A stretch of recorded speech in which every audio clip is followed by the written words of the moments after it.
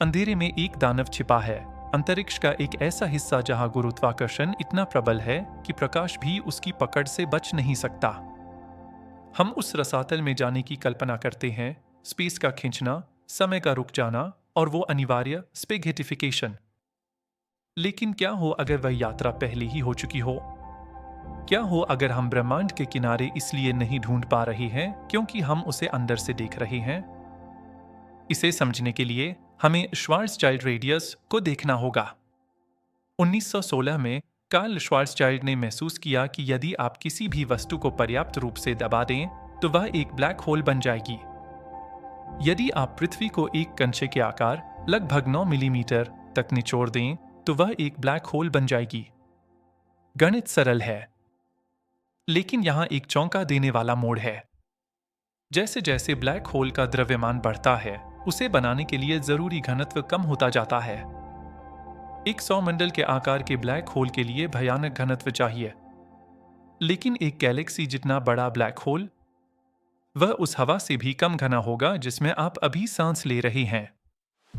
हमारे ब्रह्मांड का कुल वजन लीजिए, लगभग 10 की घात 53 किलोग्राम। उस मास को श्वार्ज़चाइल्ड के समीकरण में डालिए। नतीजा है 13.8 बिलियन प्रकाश वर्ष का रेडियस। यह हमारे ऑब्जर्व करने योग्य ब्रह्मांड का बिल्कुल सटीक आकार है।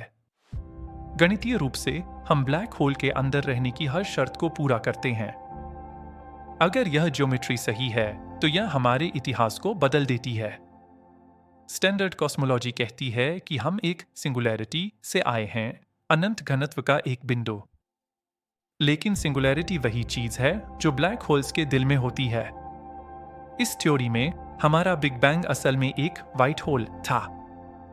कल्पना कीजिए कि एक पेरेंट यूनिवर्स में एक तारा ढह रहा है। वह स्पेस टाइम में एक छेद कर देता है।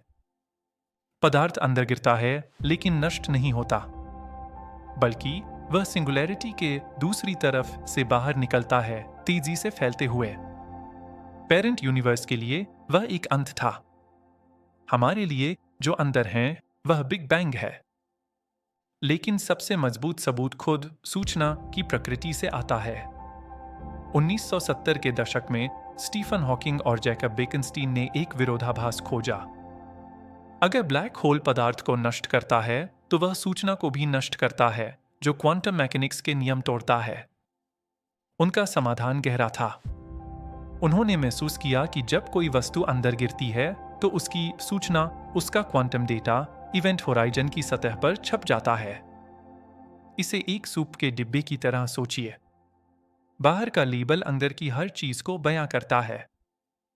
किसी जगह में कितनी एंट्रोपी या सूचना आ सकती है, यह उसके आयतन से नहीं बल्कि उसके क्षेत्रफल से तय होता है। यह होलोग्राफिक सिद्धांत है। अगर हम ब्लैक होल के अंदर हैं तो वह सतह हमारे ब्रह्मांड का किनारा है। हर तारा, हर परमाणु, आपके जीवन का हर पल शायद उस कॉस्मिक होराइजन पर जमा 2D डेटा का एक 3 डायमेंशनल प्रोजेक्शन हो सकता है। हम एक गुफा की दीवार पर पड़ने वाली परछाइयां हैं। यह हमें मैत्रियोशका नतीजे की तरफ ले जाता है। भौतिक विज्ञानी ली स्मोलिन ने कॉस्मोलॉजिकल नेचुरल सिलेक्शन का प्रस्ताव दिया। अगर ब्लैक होल्स नए ब्रह्मांड को जन्म देते हैं तो ब्रह्मांड प्रजनन करते हैं। एक ऐसा ब्रह्मांड जिसके भौतिक नियम अलग हों और जो तारे न बना सके, वह वंशानुगत रूप से खत्म हो जाता है। उसकी कोई संतान नहीं होती। लेकिन हमारे जैसा ब्रह्मांड जो तारे बनाने के लिए बेहतरीन ढंग से बना है, वह अरबों ब्लैक होल्स बनाता है। हम कोई इत्तेफाक नहीं हैं। हम ब्रह्मांडीय विकास का नतीजा हैं। हम एक ऐसे ब्रह्मांड में रहते हैं जो प्रजनन के लिए अनुकूलित है। तो क्या हम ब्लैक होल के अंदर रहते हैं? गणित इसकी इजाजत देता है। डेंसिटी कैलकुलेशन इसका समर्थन करती है और होलोग्राफिक प्रिंसिपल इसकी मांग करता है। हम किसी अनजान शून्य में खोए हुए नहीं हैं। हम किसी बहुत बड़ी चीज के खोल के अंदर सुरक्षित हैं, जो शायद हमारी अपनी गहराइयों में अरबों अन्य ब्रह्मांडों को पाल रहा है। अगली बार जब आप रात के आकाश में देखें तो याद रखें, हो सकता है आप अनंत को नहीं देख रहे हैं। हो सकता है आप हमारे पिंजरे की दीवारों को देख रहे हों या हमारे अंडे के खोल को।